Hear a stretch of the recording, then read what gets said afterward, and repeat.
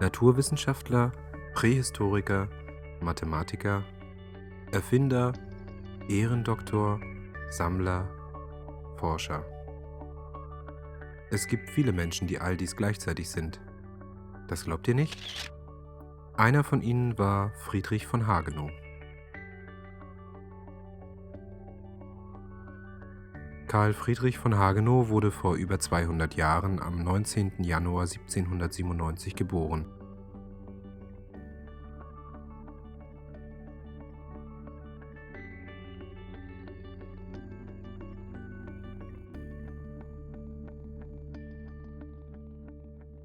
Seine Eltern hießen Friedrich Christoph Karl Hagenow und Marie Menz.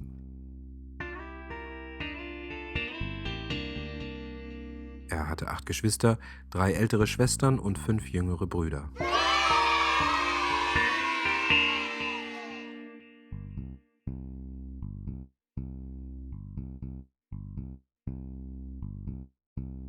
Die Familie lebte auf Gut Langenfelde südlich von Stralsund.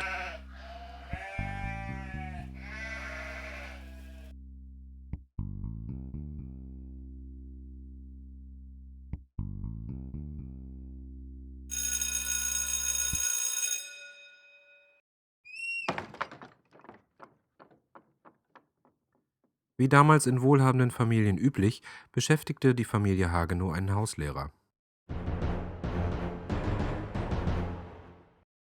Es war der aus Schweden stammende Gustav Salomon Tillberg, welcher 1812, nachdem Karl Friedrichs Vater starb, sein Stiefvater wurde. Tillberg verstand es vortrefflich zu unterrichten. Er weckte beim jungen Friedrich das Interesse an den Naturwissenschaften.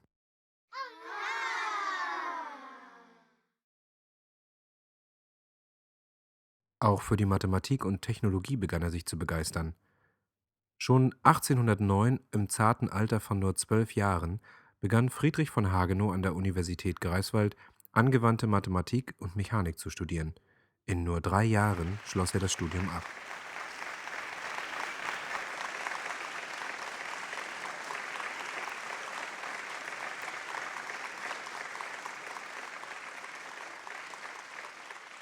Mit 15 Jahren ging er dann nach Dagun, wo er sich im Justizamt in Wirtschaftswissenschaften und Verwaltungswesen ausbilden ließ. 1815 zog Friedrich von Hagenow nach Großschoritz auf Rügen. Er beschäftigte sich dort mit der praktischen Landwirtschaft.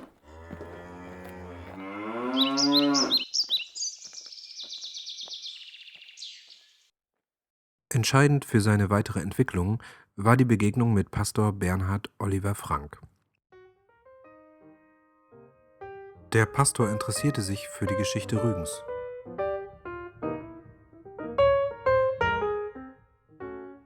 Friedrich war begeistert von seiner naturwissenschaftlichen und prähistorischen Sammlung.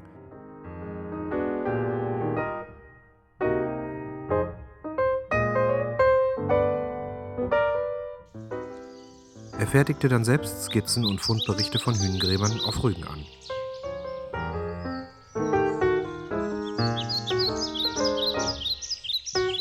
Unterbrochen wurden seine Forschungen 1817 durch den einjährigen Wehrdienst, welchen er beim Gardeschützenbataillon in Berlin leistete. Um die Zeit in Berlin sinnvoll zu nutzen, besuchte Friedrich von Hagenow an der dortigen Universität Vorlesungen über Landwirtschaft und Tiermedizin.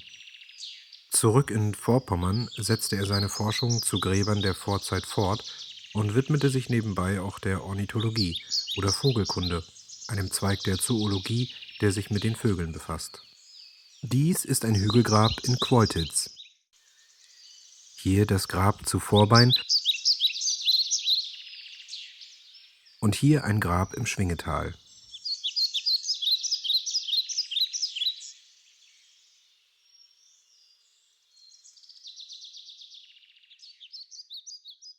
Friedrich heiratete am 4. Juni 1819 Elisabeth Caroline Hennings, eine Pastorentochter.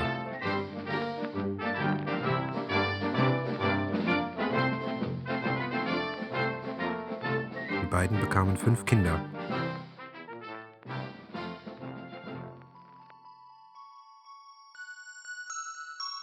Zwei ihrer Kinder starben leider sehr früh. Die Familie lebte auf Gut Poggendorf bei Schaprode. Friedrich von Hagenow widmete sich wieder der Landwirtschaft.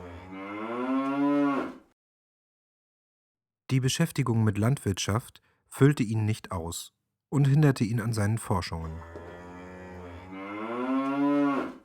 Er hatte keinerlei Zeit mehr für die für ihn wichtigen Dinge.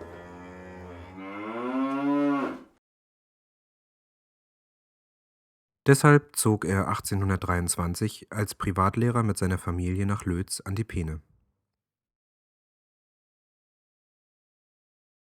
Friedrich widmete sich dort der Kartographie und zeichnete Landkarten. Er entwickelte die berühmte Spezialkarte der Insel Rügen, die erste genaue Rügenkarte. Sie bestand aus 4 Teilen. Er umrahmt sie mit den Wappen der rüganischen Adelsgeschlechter. Auf ihr waren neben den Ortschaften auch Riesensteingräber, Hügelgräber und Urnenfriedhöfe verzeichnet. Friedrich investierte viel Zeit in die Arbeit an dieser Karte. Während er in Lötz lebt, entwickelte Hagenow für die Universität Greifswald mehrere optische, mechanische und physikalische Instrumente.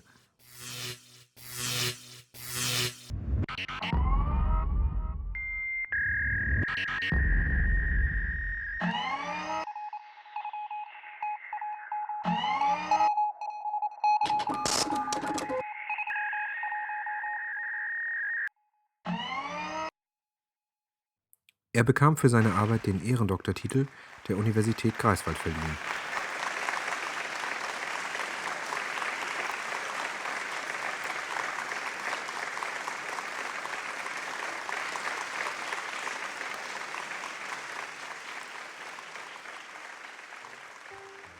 (1832) zog die Familie Hagenow schon wieder um. Dieses Mal ging es von Lötz nach Greifswald an den Rig.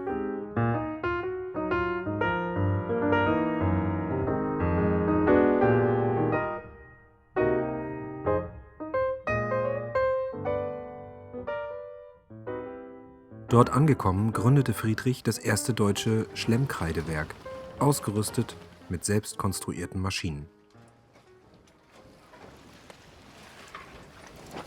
Er pachtete dann sämtliche Kreidebrüche auf Rügen. Riesige Mengen Kreide wurden nach Greifswald geschafft und von Hagenow in seinem Schlemmkreidewerk untersucht.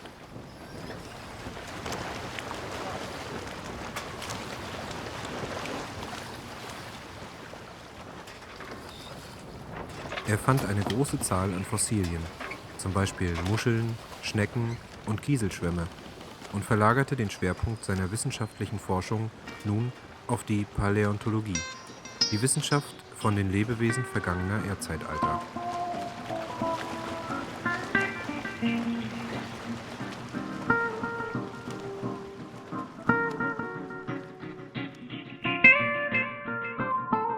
(1839 bis 1842) brachte er seine berühmte dreiteilige Monographie der Kreideversteinerungen Neuvorpommerns und Rügens heraus.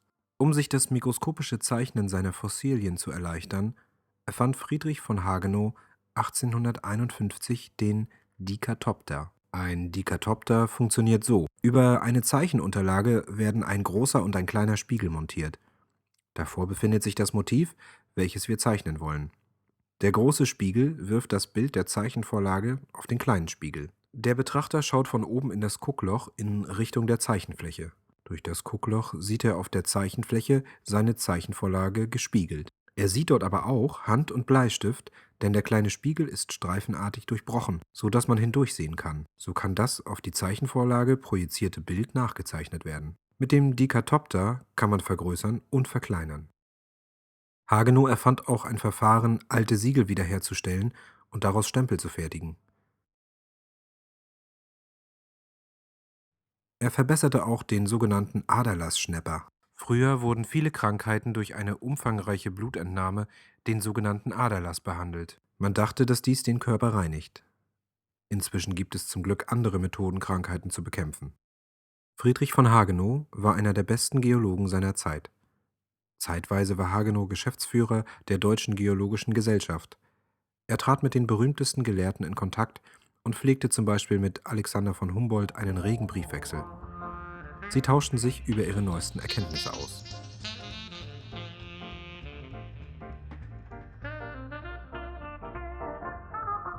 Nachdem Friedrich von Hagenow durch ein Erbe zu Wohlstand kam, unternahm er viele wissenschaftliche Reisen durch Deutschland, Skandinavien, Frankreich, England und Belgien. Mit 57 Jahren bekam Friedrich von Hagenow ein Augenleiden, verursacht durch eine Augenentzündung. Er versuchte es mit 2 Brillen übereinander zu bekämpfen, doch ohne Erfolg. Bald konnte er nichts mehr sehen, was sein Interesse an der Forschung sehr beeinträchtigte. Er ließ sich dann die neuesten wissenschaftlichen Anschauungen vorlesen. Am 18. Oktober 1865 starb Hagenow an den Folgen eines Schlaganfalls. Seine umfangreiche Sammlung vorgeschichtlicher Altertümer wurde für 1.550 Taler vom Stralsunder Museum angekauft. Hagenows Fossiliensammlung kam, seinem letzten Wunsch entsprechend, in das Landesmuseum nach Stettin.